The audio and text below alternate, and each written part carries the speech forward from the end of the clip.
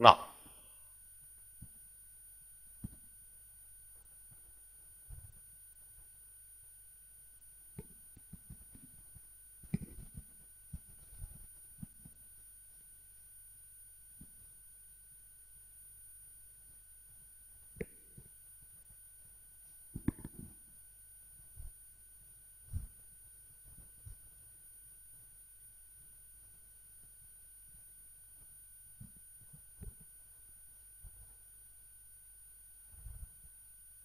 Kinetic energy और angular momentum के situation समझने के बाद अब मैं यह समझाता हूं कि कोई बॉडी जब रोटेट और ट्रांसलेट दोनों करती है तो उस पर फोर्सेस किस तरह से लग सकती है,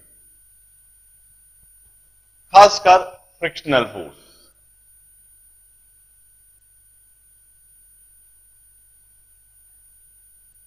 If this is a body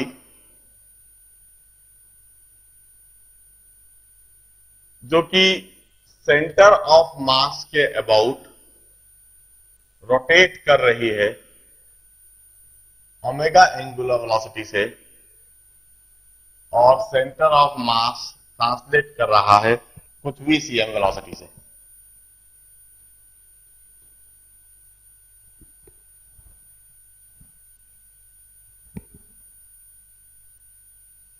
अब if pure rolling v is equal to omega r, pure rolling हो रहा है और v और ओमेगा r बराबर है,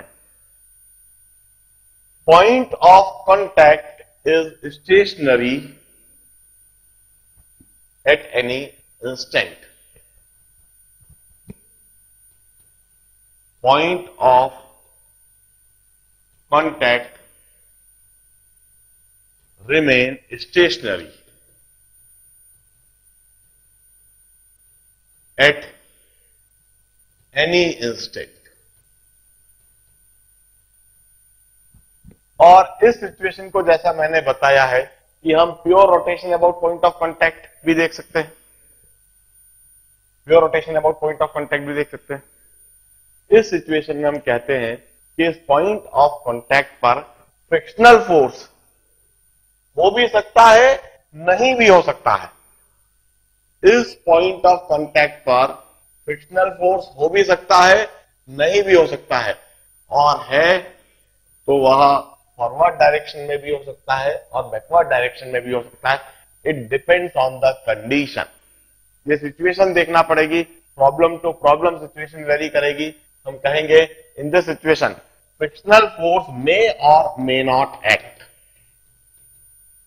frictional force may or may not act at point of contact.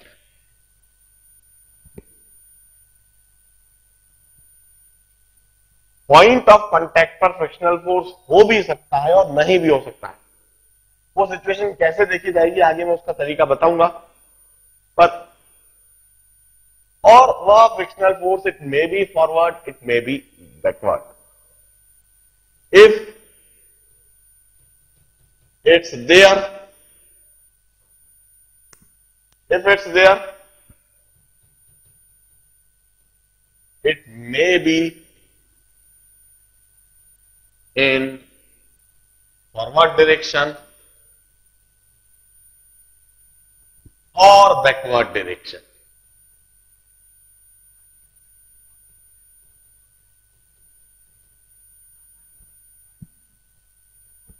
हम अभी चर्चा करेंगे, तो आप प्रॉब्लम्स के द्वारा इस सिचुएशन को देखेंगे कि कब पॉइंट ऑफ कांटेक्ट में पर फ्रिक्शनल फोर्स लगेगा, कब नहीं लगेगा, और यदि लगेगा तो कब वह फॉरवर्ड डायरेक्शन में लगेगा और कब वह बैकवर्ड डायरेक्शन में लगेगा। In case of pure rolling हमेशा यह सिचुएशन इनमें से कुछ भी बन सकती है। हम कहते हैं जब बाइक स्मूथली राइड हो रही है, ना तो उसे एक्सीलरेट करा जा रहा है, ना डिसीलरेट करा जा रहा है, और कांस्टेंट वेलोसिटी से वह बाइक चलती जा रही है, तो ऐसी स्थिति में तो कोई फ्रिक्शनल फोर्स नहीं लगता है। ऐसी स्थिति में सिर्फ एयर का विस्कस ड्रैग ही होता है। जब हम उसे एक्सीलरेट करने की कोशिश करते हैं, जब हम उसकी वेलोसिटी बढ़ाने की कोशिश करते हैं, तब उस पर फ्रिक्शनल फोर्स फॉरवर्ड डायरेक्शन में लगने लगता है। कैसे लगता है भी हम सीखेंगे। और जब हम ब्रेक लगाते हैं, तो ब्रेक लगाते समय प्योर रोलिंग ही हो रही है और एक्सीलरेट करते समय प्योर रोलिंग है। ब्रेक लगाते समय वहीं पर फ्रिक्शनल फोर्स पीछे की तरफ लगता है। कैसे लगेगा अभी हम समझेंगे, सीखेंगे इस बात को। मगर अभी तो सिर्फ इतनी सी बात लिख रहे हैं कि प्योर रोलिंग हो रहा है और V equal to omega R हमेशा है, और acceleration is also equal to omega R. तो पॉइंट ऑफ कांटेक्ट किसी भी इंस्टेंट पर स्टेशनरी ही देखा जाएगा, और पॉइंट ऑफ कांटेक्ट के अबाउट प्योर रोटेशन देखा जाएगा। और इस केस में फ्रिक्शनल फोर्स हो भी सकता है, नहीं भी हो सकता है। ये तो फॉरवर्ड डायरेक्शन में या बैकवर्ड डायरेक्शन में, किसी भी डायरेक्शन में हो सकता है। अलग अलग सिचुएशन में अलग अलग तरीके से फ्रिक्शनल फोर्स लगाया जाएगा। अब दूसरी कंडीशन, मैंने बिल्कुल बिल्कुल आप बिल्कुल सही बोल रहे हो, ए बराबर अल्फा आर ही होना चाहिए।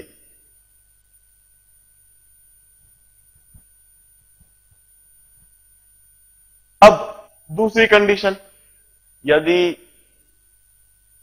इम्प्योर रोलिंग हो। अब इम्प्योर रोलिंग में दो कंडीशन बनेगी, मैं उन दोनों कंडीशन को लिखूंगा, पहले इसको साफ कर देता हूं।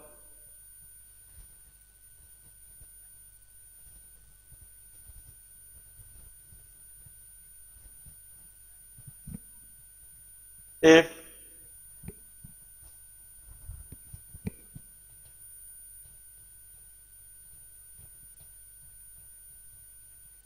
impure rolling, अब impure rolling में as I had already told you कि वहां दो कंडीशन बनती है।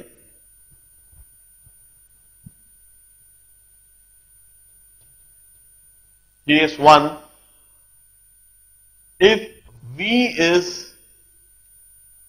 greater than ओमेगा आर, मतलब बॉडी का ट्रांसलेशन ज्यादा हो रहा है, रोटेशन कम हो रहा है। This situation is termed as translation without rotation.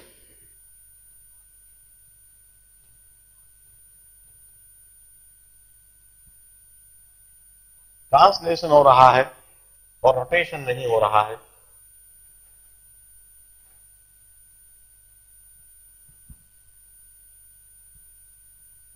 ऐसी सिचुएशन कब बनेगी मैं बताता हूं।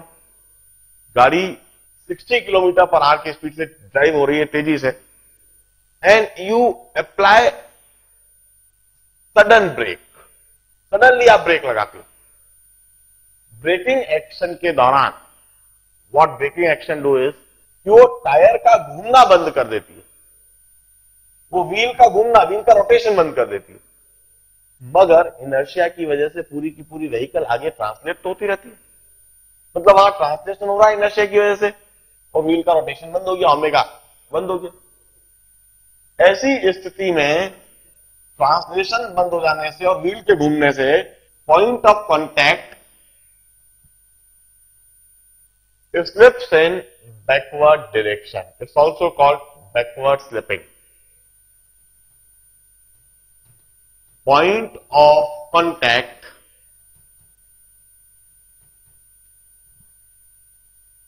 moves,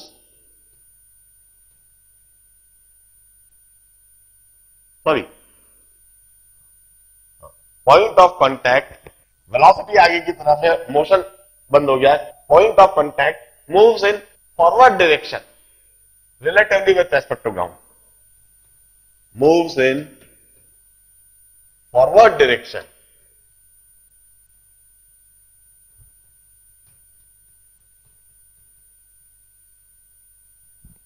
with respect to ground. क्योंकि वेलोसिटी फाइनाइट है, वेलोसिटी बनी हुई है और ओमेगा आर कम हो गया है।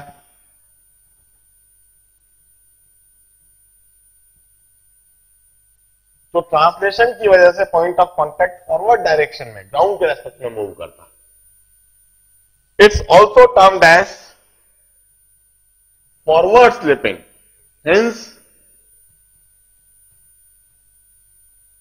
फॉरवर्ड स्लिपिंग, इस सिचुएशन को हम फॉरवर्ड स्लिपिंग भी कहेंगे। अब जरा सोचिए, जब पॉइंट ऑफ कांटेक्ट ग्राउंड के रेस्पेक्ट में आगे की तरफ घिसा रहा तो ग्राउंड क्या टेंडेंसी रखेगा? ग्राउंड टेंडेंसी रखेगा कि इस फॉरवर्ड स्लिप को रोकना है और इस फॉरवर्ड स्लिप को रोकने के लिए वह फ्रिक्शनल फोर्स पीछे की तरफ लगाने लगेगा। ग्राउंड उस पॉइंट ऑफ कांटेक्ट को आगे जाने से रोकेगा और आगे जाने से रोकने के लिए उस पॉइंट ऑफ कांटेक्ट पर पीछे की तरफ फ्रिक्शनल फोर्स लगाने लगेगा। Frictional force act in backward direction always. Frictional force always act in backward direction in this situation। और इसी फ्रिक्शनल फोर्स की वजह से वह गाड़ी रुक जाएगी। इसी फ्रिक्शनल फोर्स की वजह से वह गाड़ी रुक जाएगी, वह व्हील रुक जाएगा। मैं दोबारा इस सिचुएशन को रिपीट कर देता हूं। This is the situation of pure rolling, impure rolling. अब इम्प्योर रोलिंग में जैसा मैंने बताया दो केस हो सकते हैं। Case one, v greater than omega R. v greater than omega R मतलब वेलोसिटी तो ज्यादा है और ओमेगा कम हो गया किसी भी वजह से। बॉडी ट्रांसलेट तो कर रही है मगर रोटेट नहीं कर रही। इस तरह की सिचुएशन कब बनती है वह भी मैंने बताया कि एक हाई वेलोसिटी से मूव होती हुई बाइक, उस पर सडन ब्रेक अप्लाई कर दिया जाए तो यही सिचुएशन बन जाएगी। हम कहते हैं इनर्शिया की वजह से उसकी वेलोसिटी, उसका मैग्नीट्यूड, उसका डायरेक्शन वह सेम रहना चाहेगा, उसी डायरेक्शन में गाड़ी मूव करती जाएगी। मगर ब्रेकिंग एक्शन की वजह से आपने व्हील को, आपने चक्के को घूमना बंद कर दिया, उसको रोक दिया। जैसे आप साइकिल में ब्रेक जैसी दबाते हैं तो आप वहां पर अपैरेंटली देख सकते हैं कि ब्रेक शू होता है इधर, वह ब्रेक शू इस व्हील को प्रेस करके इसका रुकना, इसका घूमना वो बंद कर देता है। द ब्रेक शू इसको प्रेस करते हैं और व्हील घूमना बंद कर देता है, तो रोटेशन बंद हो गया, ओमेगा कम हो गया और गाड़ी ट्रांसलेशन की वजह से आगे जा रही है। This situation is termed as translation without rotation. इस केस में पॉइंट ऑफ कांटेक्ट की यदि बात करें तो पॉइंट ऑफ कांटेक्ट का ट्रांसलेशन की वजह से वेलोसिटी भी तो आगे की तरफ है, मगर रोटेशन की वजह से ओमेगा आर ये काफी कम हो गया। प्योर रोलिंग में दोनों बराबर था, इसलिए पॉइंट ऑफ कांटेक्ट ग्राउंड के रेस्पेक्ट में आगे की तरफ घिसाने लगता है। Point of contact moves in forward direction with respect to ground. इसीलिए हम इसको फॉरवर्ड स्लिपिंग भी कहते हैं, क्योंकि गाड़ी फॉरवर्ड डायरेक्शन में स्लिप हो रही है। अब चूंकि पॉइंट ऑफ कांटेक्ट ग्राउंड के रेस्पेक्ट में आगे की तरफ स्लिप कर रहा है, तो ग्राउंड की टेंडेंसी होती है उसको आगे स्लिप होने से बचाने की, उसको रोकने की। ग्राउंड नहीं चाहेगा कि वो आगे की तरफ घिसाए, तो ग्राउंड उसको पीछे की तरफ, आगे की तरफ घिसाने से प्रिवेंट करने के लिए पीछे की तरफ फ्रिक्शन फोर्स लगाएगा। टायर पर फ्रिक्शन फोर्स पीछे की तरफ लगने लगेगा। Friction force always act in backward direction in this situation. और इसी बैकवर्ड फ्रिक्शन की वजह से वह गाड़ी रुक जाएगी, धीरे धीरे उसकी वेलोसिटी कम होगी और वो रुक जाएगी। अब इम्प्योर रोलिंग का दूसरा case, if V is less than omega R।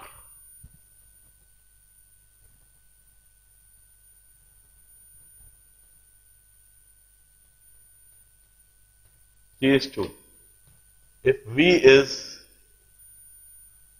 less than omega r.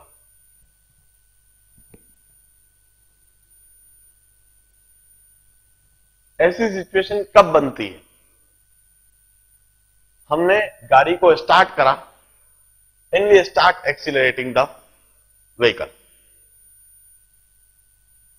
अब जब हम गाड़ी को स्टार्ट करते हैं, व्हेनेवर वी स्टार्ट पेडलिंग, हम जब पेडलिंग स्टार्ट करते हैं तो पेडलिंग के दौरान हम उसको ट्रांसलेट नहीं कर रहे हैं, हम तो इनफैक्ट व्हील को रोटेट कर रहे हैं। हम व्हील को कुछ एंगुलर वेलोसिटी दे रहे हैं। गाड़ी स्टार्ट करते समय भी इंजन सिर्फ व्हील को रोटेट करता है, तो वहां पर रोटेशन करा जा रहा है, ट्रांसलेशन नहीं। ट्रांसलेशन तो होने लगता है। देखिए कैसे होता है। यदि v less than omega R हो तो यह वेलोसिटी काफी कम है, यह वेलोसिटी काफी कम हो गई है और यह वेलोसिटी इस डायरेक्शन में काफी कम है, जबकि रोटेशन की वजह से ओमेगा आर पीछे की तरफ काफी अधिक है।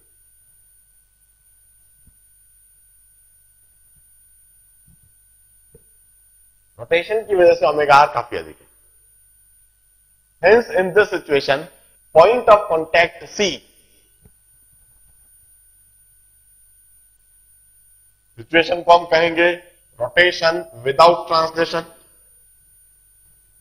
रोटेशन विदाउट ट्रांसलेशन, और इस केस में point of contact C moves in backward direction with respect to ground. Ground के रेस्पेक्ट में point of contact backward direction में जाएगा, इसीलिए हम इसे बैकवर्ड स्लिपिंग भी कहते हैं। Hence it's also called backward slipping.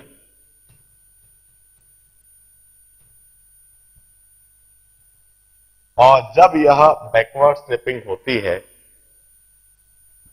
तो ग्राउंड उस पॉइंट ऑफ कांटेक्ट को पीछे की तरफ जाने नहीं देगा। जो ग्राउंड है वह उस पॉइंट ऑफ कांटेक्ट को पीछे की तरफ जाने से प्रिवेंट करेगा।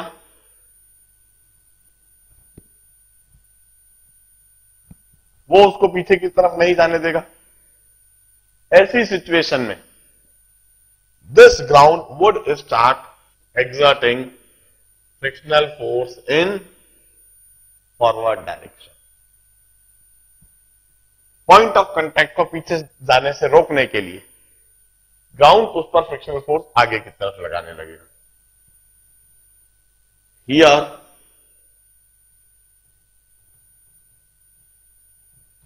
frictional force always act in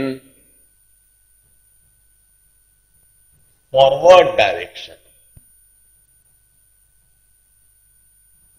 इस जगह पर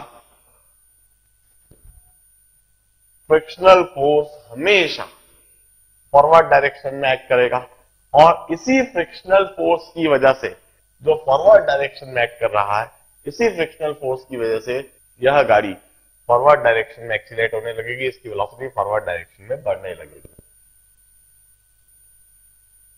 इसी तरह से स्टेशनरी रखी हुई गाड़ी आगे बढ़ती है।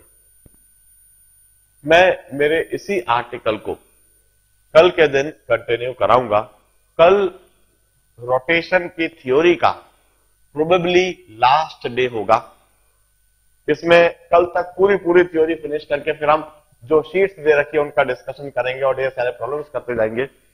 पर कल के दिन हम थ्योरी पोर्शन पूरी कंप्लीट कर देंगे और ये जो भी कुछ मैं समझा रहा हूं इन पर से डायरेक्ट ऑब्जेक्टिव्स आपको एग्जामिनेशन में देखेंगे। जनरली इस टॉपिक पर से हमने कई बार देखा है कि न्यूमेरिकल प्रॉब्लम बहुत ज्यादा नहीं पूछते, कंसेप्चुअल ऑब्जेक्टिव्स अपीयर होते हैं, जिसमें यही चीज देखी जाती है कि आपको ये सारी बातें पता है या समझ में आती है या नहीं। कल के दिन का लेक्चर जरूर अटेंड करना और उसमें देखना कि हम अलग अलग केसेस में फ्रिक्शनल फोर्स कैसे कर रहे हैं। आगे हम कई कंक्लूजन कल के दिन ड्रॉ करेंगे कि प्योर रोलिंग में वर्क डन बाय फ्रिक्शन 0 होता है, इसका मतलब क्या है, कैसे है और